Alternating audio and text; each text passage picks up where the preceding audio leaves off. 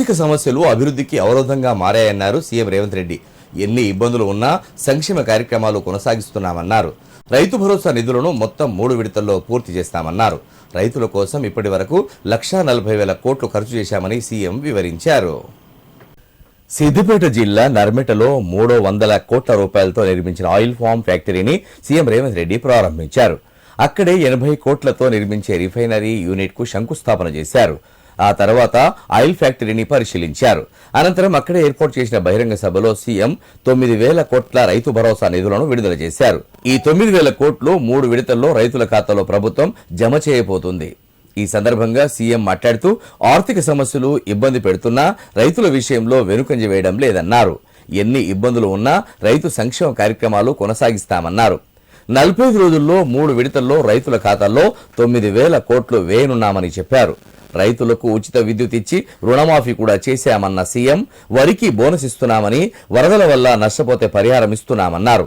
రైతుల కోసం ఇప్పటి వరకు 1.40 లక్షల కోట్లు ఖర్చు చేశామని సీఎం వివరించారు. బట్టి విక్రమార్క గారితో మాట్లాడి రైతులకు మనం ఇస్తున్న రైతు భరోసా పెంచడమే కాదు, వాళ్లకు ఈరోజు సిద్దిపేట గడ్డ మీద నుంచి రైతు భరోసా నిధులను విడుదల చెయ్యాలని ఇంతకుముందు కంప్యూటర్లో తుమ్మల నాగేశ్వరరావు గారు ఇతర సహచర మంత్రివర్గ సభ్యుల సమక్షంలో 70 లక్షల మందికి 3,600 కోట్ల రూపాయలు దాదాపుగా ఇవాళ బటన్ నొక్కితే రేపటిలోగా మీ ఖాతాలలో ప్రతి రైతుకు 70 లక్షల మంది రైతుల ఖాతాలలో రైతు భరోసా నిధులు పడతాయి. అదేవిధంగా ఇంకా మిగిలిన 5,400 కోట్ల రూపాయలు 20 రోజుల్లో ఇంకొక 2,700 కోట్లు, అక్కడి నుంచి ఇంకొక 20 రోజుల్లో ఇంకో 2,700 కోట్లు, దాదాపుగా ఇవాళ మార్చి 22 తారీఖు నాడు మనం ఉన్నాం. 45 రోజుల్లో 9,000 కోట్ల రూపాయల రైతు భరోసా 70 లక్షల రైతుల ఖాతాలలో వేసి రైతుల కళ్ళల్లో ఆనందం చూడాలి. ఈ ప్రగతి ప్రణాళికలో రైతుల సంక్షేమం కోసం పనిచేయాలని మా ప్రభుత్వం దీక్ష భూని ఈనాడు సిద్దిపేట జిల్లాకు వచ్చి ఈ కార్యక్రమాన్ని ప్రారంభించుకున్నాం. మిత్రులారా, నేను ఎక్కువ వివరాలు చెప్పదలుచుకోలేదు, కానీ కొన్ని వాస్తవాలను మీ ముందు ప్రస్తావించాల్సిన అవసరం ఉన్నది.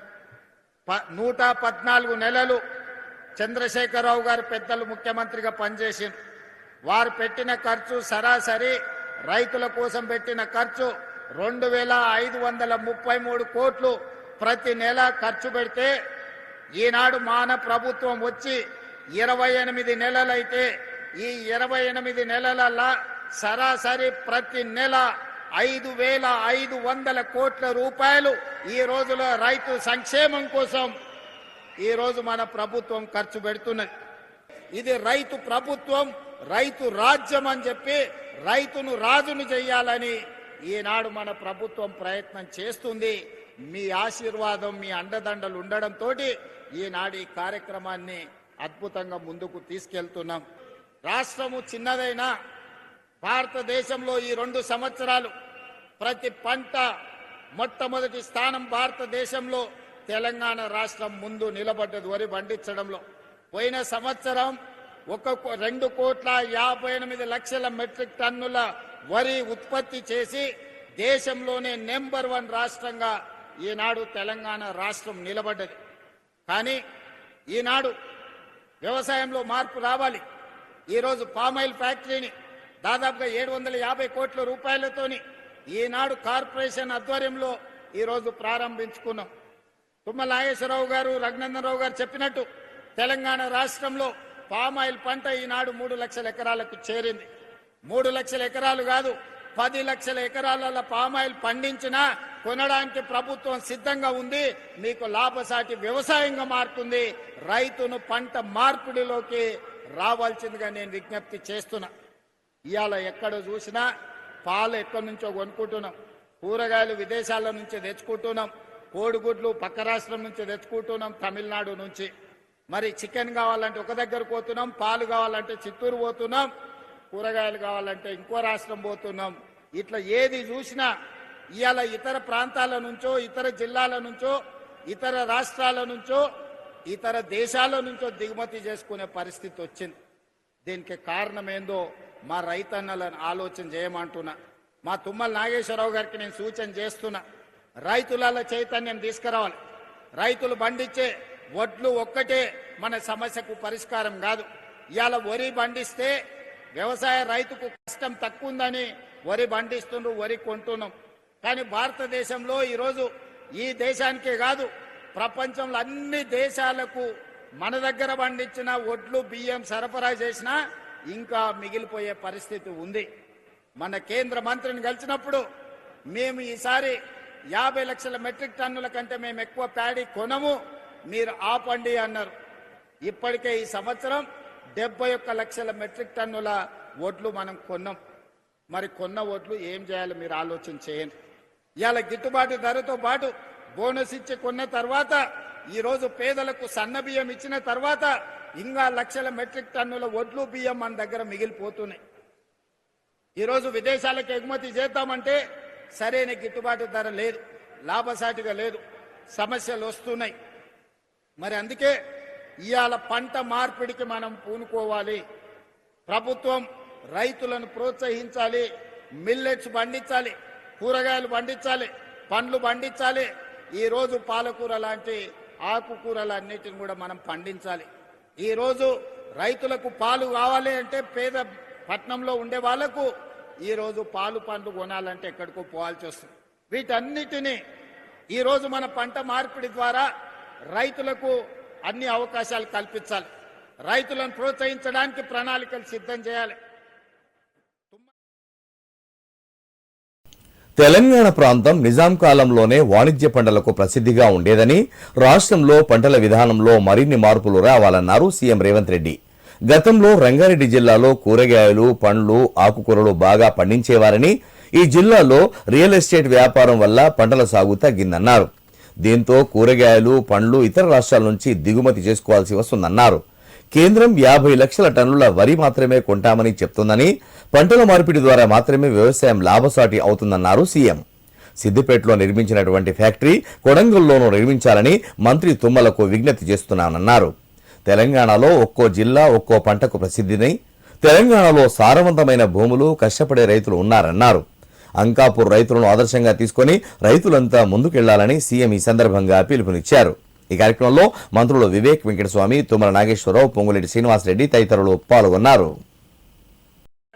కేంద్ర ప్రభుత్వంతో మాట్లాడదాం, మోడీ గారిని అడుగుదాం. మిత్రుడు రఘునందన్ రావు గారు ఉన్నారు, కిషన్ రెడ్డి గారు ఉన్నారు, బండి సంజయ్ గారు ఉన్నారు, 8 మంది ఎంపీలు ఉన్నారు. తెలంగాణ రాష్ట్రంలో పంట మార్పిడి ద్వారా రైతులకు లాభసాటిగా కేంద్ర ప్రభుత్వం, రాష్ట్ర ప్రభుత్వం కలిసి మెలిసి ఏ విధంగా లాభసాటిగా చేద్దాం, రైతులు తలెత్తుకొని నిలబడే విధంగా, రైతులు పండించిన పంటకు లాభసాటిగా ధరలు వచ్చే విధంగా ఈరోజు పామాయిల్ పండిస్తే 4 సంవత్సరాలు మనకు రిజల్ట్ రాదు అని చెప్తున్నారు. 4 ఏళ్లు మరి రైతు ఎట్లుండాలంటే రైతును ఆదుకోవాల్సిన అవసరం ఉంది అని ఇంతకుముందు మిత్రులు చెప్పారు. అందుకే కేంద్ర ప్రభుత్వంతో పాటు కేంద్ర ప్రభుత్వం రూపాయి ఇస్తే తెలంగాణ నుంచి కూడా ఇంకో రూపాయి తోడేసి ఆ 2 రూపాయలు రైతుకి 4 ఏళ్లు బతకడానికి, జీవనం సాగించడానికి సహకారం అందిస్తాం. పామాయిల్ ఫ్యాక్టరీలు కడదాం. ఈ వేదిక మీద నుంచి తుమ్మల నాగేశ్వరరావు గారికి నేను విజ్ఞప్తి చేస్తున్నా. మా కొడంగల్ అత్యంత వెనుకబడిన ప్రాంతం, అమాయకులు, మంచోళ్ళు, అడగడం కూడా రానోళ్ళు. అందుకే ఇవాళ నేను బాధ్యత ఎక్కువ తీసుకోవాల్సి వచ్చింది. చాలా రోజుల నుంచి ఉపాసం అన్నారు, 1 పూట తిని బతికాను. ఇప్పుడన్నా నేను ఉన్నప్పుడన్నా 2 పూటల భోజనం పెట్టి పొద్దుటి పూట కొంచెం టిఫిన్ పెడితే మా రైతులు, మా ప్రాంత ప్రజలు కొంత బాగుపడతారు. అందుకే తుమ్మల నాగేశ్వరరావు గారికి వేదిక మీద నుంచి విజ్ఞప్తి చేస్తున్నా, సిద్దిపేటలో కట్టిన ఈ ఫ్యాక్టరీ కొడంగల్ నియోజకవర్గంలో కూడా ఇట్లాంటిది ఒక ఫ్యాక్టరీ కట్టండి, మా రైతులకు ఉపయోగపడుతుంది. దయచేసి తుమ్మల గారు, అదేవిధంగా మిత్రులు దామోదర్ రాజనరసింహ గారు, మహబూబ్ నగర్ జిల్లా ఇన్ఛార్జ్ మంత్రివర్యులు వారు, దామోదర్ రాజనరసింహ గారు ఒక్కసారి సమీక్ష చేసి ఇంత మంచి ఫ్యాక్టరీని నా నియోజకవర్గంలో కట్టడానికి దామోదర్ రాజనరసింహ గారిని, తుమ్మల నాగేశ్వరరావు గారిని విజ్ఞప్తి చేస్తున్నా. ఇది మంచి లాభసాటి వ్యవసాయం. ఇలాంటివి వస్తే, ఇలాంటి పరిశ్రమలు వస్తే మన పిల్లలు చదువుకోవడానికి మన కుటుంబం బాగుపడడానికి, మనం ఒక మంచి ఇల్లు కట్టుకోవడానికి, మనం ఓ మంచి కారు కొనుక్కోవడానికి ఎవరి దగ్గరను పోయి చేయి ఆపాల్సిన అవసరం లేదు. ఇవాళ పెద్దలు సుదర్శన్ రెడ్డి గారు ఉన్నారు. మనందరికీ తెలుసు, మనం అంకాపూర్ చికెన్ అని తింటుంటాం అప్పుడప్పుడు. అంకాపూర్ అమెరికాలో లేదు, నిజామాబాద్లో ఉంది అంకాపూర్ అనే ఊరు. ఆ కాలంలో మారుతి కార్లు వచ్చినప్పుడు ఊరంతా వ్యవసాయం చేసుకునే రైతులందరూ పోయి మారుతి కార్లు కొనుక్కొని వచ్చారు. వ్యవసాయము లాభసాటిగా అంకాపూర్ అంటే మా మహేష్ గౌడ్ గారు అంటుంటారు, మీరు వ్యవసాయం నేర్చుకోవాలంటే మా అంకాపూర్ వచ్చి చూడండి అని.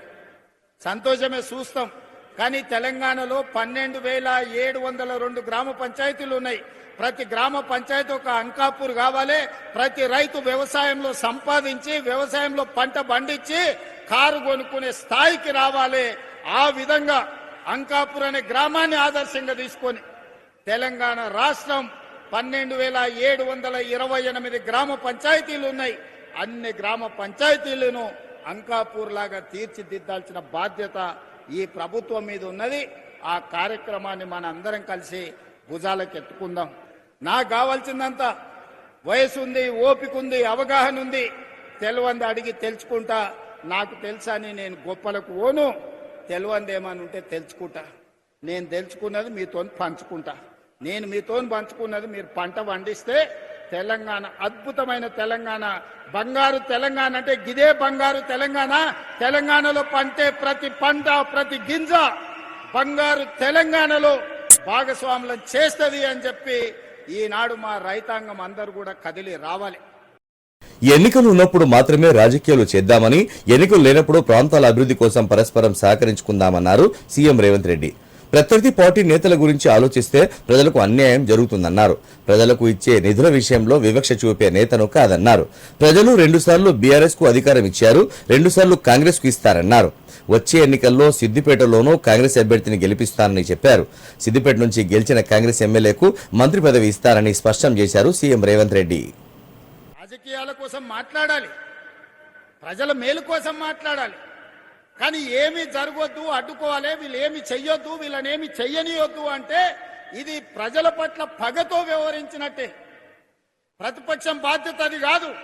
ప్రతిపక్షం బాధ్యత ప్రభుత్వానికి సూచన చేయాలి, ప్రభుత్వంతో ప్రశ్నించాలి, అవసరమైతే ప్రభుత్వంతో కొట్లాడి పేదలకు ఏ విధంగా మేలు చేయాలనో ప్రయత్నం చేయాలి తప్ప మేము అడ్డుకుంటాం, మేము అడ్డం పండుకుంటాం, నేను నిన్ను ముందుకే పోనీ అని అంటే ఎట్లా మీరు ఒక్కసారి చెప్పండి. పోనీ అని అంటే మీ సోదరుడు ఊరుకుంటాడా? మీకు తెలియదా? అడ్డం పండుకుంటే ఆగుతామా? ఈడు ఉన్నోళ్ళని అడుగుతున్నా. ఒకవేళ అడ్డం పండుకుంటే ఆగుతామా? 20 నాడు అడ్డం పండుకున్నారు కదా, అడ్డం పండుకుంటే దాటుకొని రాలేదా? ఇవాళ ముఖ్యమంత్రి అయి సిద్దిపేటకు రాలేదా? వస్తాం కదా. మీరు అండగుంటేదో పెద్ద సమస్యనా? ఇవాళ కూడా నేను చెప్తున్నా, మళ్ళా 29లో వస్తాం, సిద్దిపేటలో సమావేశం పెడతాం. సిద్దిపేట నుంచి గెలిచినోని మంత్రిని చేసి ఈ ప్రాంత అభివృద్ధికి అవసరమైన నిధులు ఇస్తాం. ఆ నిధులలో మా వాట మేం తెచ్చుకుంటాం. మోడీ గారిని అడిగేది ఉంటే మోడీ గారిని అడుగుతాం. అదృష్టం బాగుండి రఘునందన్ రావు గారు పెద్ద పొజిషన్లు ఉంటే ఆయన సహకారం కూడా తీసుకుంటాం. ఎన్నికలు వచ్చినప్పుడు చేసే పని ఎన్నికలప్పుడు చేస్తాం, ఓడగొట్టాల్సిన పని ఓడగొట్టేటందుకు చేస్తాం. ఒకవేళ మీరు అభిమానించి గెలిపిస్తే, పెద్ద కుర్చీ వస్తే మన రాష్ట్రానికి నిధులు తెస్తాం. నాకెందుకే సిగ్గు బేసిజము? నేను రైతు పిల్లగాని ఊరు నుంచి వచ్చిన, కష్టపడి వచ్చిన, వ్యవసాయం అంటే తెలుసు. ఏ చెట్టుకి ఏ పురుగు పడుతుంది, ఏ పురుగు పడితే ఏ మందు కొట్టాలనో తెలిసినోని, తెలియకుండానే ఇంత దూరం వచ్చినా. ఏ చెట్టుకి ఏ పురుగు పట్టినా పురుగును వదిలిచ్చే తెలివితేటలు మీరిచ్చిండ్రు, దేవుడు ఆశీర్వదించిండ్రు. ఏ దానికి కూడా ఎవరు వెనక ముందు ఆలోచన చెయ్యకండి. ఈ ప్రాంతాన్ని అభివృద్ధి చేసుకుందాం. మా అధికారులకు సూచన చేస్తున్నా, సిద్దిపేటను ఏ మాత్రం వివక్ష వహించకండి, చూడకండి. సిద్దిపేట ప్రాంతానికి అభివృద్ధి నిధులు ఇవ్వండి. మిగతా నియోజకవర్గాలను ఏ విధంగా చూసుకుంటున్నామో సిద్దిపేట పట్ల ఎలాంటి వివక్ష చూపించాల్సిన అవసరం లేదు. ఇది తెలంగాణలో ఉన్న శాసనసభ నియోజకవర్గం. 119 శాసనసభ నియోజకవర్గాలను సమాన దృష్టితో చూస్తాం. మాలాకటి వెనకబడ్డోళ్ళము, ఆకలైనోళ్ళము, ఒంటిపూట తిన్నోళ్ళము, ఓ బుక్క ఎక్కువ తింటే మీరు కూడా అయ్యే ఇన్ని రోజులు ఉపాసం పండి ఇప్పుడు ఓ బుక్క తింటుండని మీరు కూడా జర్ర చూసి చూడనట్టు ఉండరు. ఎందుకంటే మేము జొన్న రొట్టెలు కందిపప్పు తిని బతికినోళ్ళం. ఇప్పుడే జర తెల్లపువ్వు తిని చికెన్ మటన్ తిన కాడికి వచ్చిన జర ఆకలి ఉంటుంది. కొడంగల్కు నిధులు ఇస్తున్నా అంటే మరి నేను ముఖ్యమంత్రి అయినా అడగరా? ఊరికి పోతే అడగరా? ఏం తెచ్చు అన్నా నిన్ను ముఖ్యమంత్రిని చేస్తే మరి ఏమన్నా తెచ్చినావంటే నేను ఏమన్నా చెప్పాలి కదా. పిల్లగాడు దుబాయ్ పోతాడు పని చేయనికి, అమ్మనాయనం చూడడానికి వస్తే ఏమన్నా బట్టలు అన్నదమ్ములకు బట్టలు అద్దాలు తెచ్చిండని చూడరా? చూడరా మీరు అందరూ? గట్లనే మరి పిల్లగాడు ఉపయోగపడి బయటకు పోయి ఎదిగిండు అని అంటే ఆడ నుంచి ఏదన్నా ఆశిస్తారు, ఏమన్నా చేసినా కానీ మీకు అన్యాయం చెయ్యను. మనందరం కలిసి బాగా పనిచేసుకుందాం. మీరందరూ అండగా నిలబడండి. ఈ రోజు రైతు భరోసాలో